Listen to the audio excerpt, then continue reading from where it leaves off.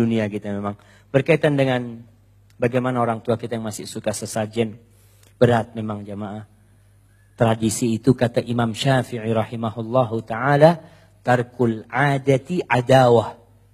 Meninggalkan tradisi itu menyulut api permusuhan. Betul. Dan Nabi kita Muhammad sallallahu alaihi wasallam kenapa dimusuhi sama penduduk Mekah? Karena meninggalkan tradisi. Orang-orang punya tradisi, tradisinya harus dirubah, bukan tradisinya dikemas sama Islam. Umpamanya, oke lah, kan udah Islam nih. Gimana kalau motong kurbannya buat patung itu baca bismillah. Kan udah Islam. Umpamanya menyerahkan kepala kerbau itu baca Al-Fatihah. Ini mengemas tradisi dengan Islam. Nggak bisa.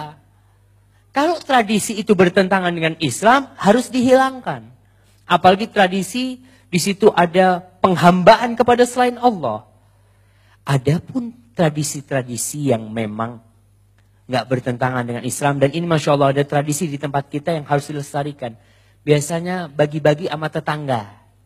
Masak ini, kirim ke tetangga, sono sini. Itu bagus, lestarikan. Tapi ada tradisi ternyata berawal dari i'tiqad yang gak benar.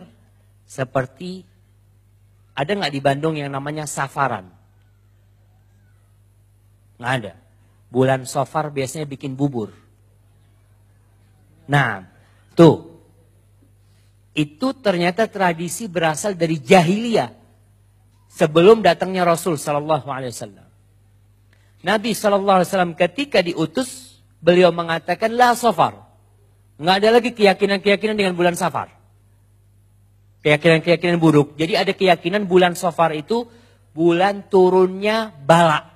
Jadi Allah menurunkan bala sekaligus itu pada bulan Safar.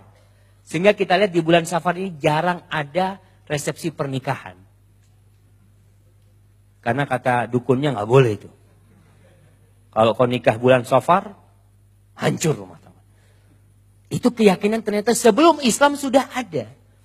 Ketika datang Islam dilarang. Namun ternyata ada hadis. Hadis la aslalahu yang nggak ada asalnya.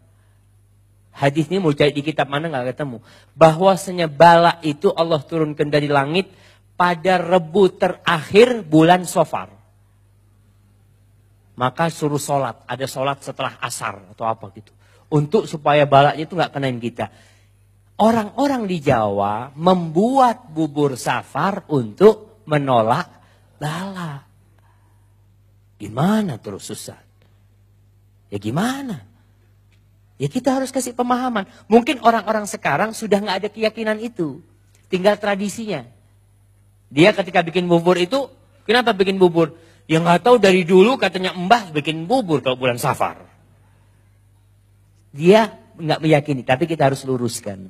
Kalau mau bikin bubur ya fadol, jangan bulan Safar aja. Tiap hari, bubur ayam mah itu. Bukan bubur Safar.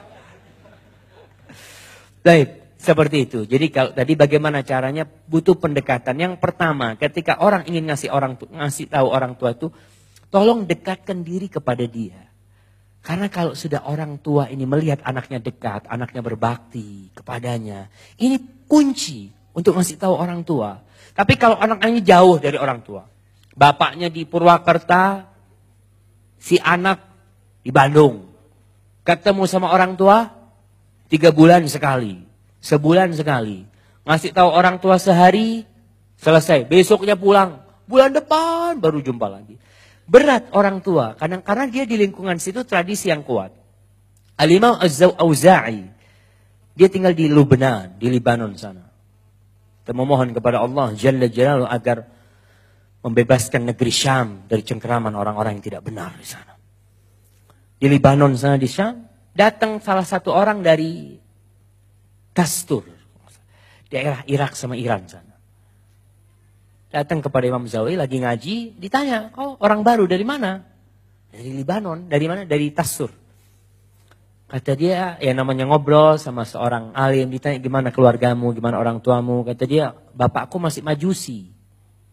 Kata dia, "Apa?" Kata Auza'i, "Kau pulang." Ini baru ngaji nih, disuruh pulang. Kau pulang, kau jumpain orang tuamu. Mungkin Allah kasih hidayah dia lewat tanganmu. Pulang nih orang. Datang orang tua. Namanya jauh, bagaimana bisa ngasih tahu jemaah? Akhirnya pulang. Dijumpain ternyata orang tuanya dalam kondisi sakit. Di atas tempat tidur. Si anak berbakti ya. Ngeladen orang tuanya, namanya orang tua sakit berusaha berbakti. Si bapak akhirnya bertanya, nah apa nih agama yang kau peluk ini? Ceritalah si anak ini, menceritakan tentang indahnya Islam ya. Terus tentang tauhid, tentang berbakti sama orang macam-macam. Subhanallah. Terus gimana orang yang mau masuk ke agamamu? Kata si anak, mengucapkan syahadat ayah. Asyhadu an la ilaha illallah wa asyhadu anna Muhammad Rasulullah. Si bapak mengucapkan. Dapat 2-3 hari meninggal orang tuanya. Bisa dibayangkan kalau anaknya jauh dari bapaknya. Mungkin bapaknya mati kafir. Maka kita ini usahakan deket sama orang tua kita. Apalagi orang tua kita ini seperti itu. Yang banyak melakukan tindakan-tindakan yang gak benar. Kalaupun kita beda rumah, usahakan terus datang ke sana. Ngasih tahu orang tua, tunjukkan kita berbakti sama orang tua kita. Maka insya Allah kita akan bisa merubah tetap hidayah milik Allah ya. Innaka la tahdi man ahbabta, walakin Allah yahdi man yasha. Antum berdoa terus semoga Allah memberikan hidayah.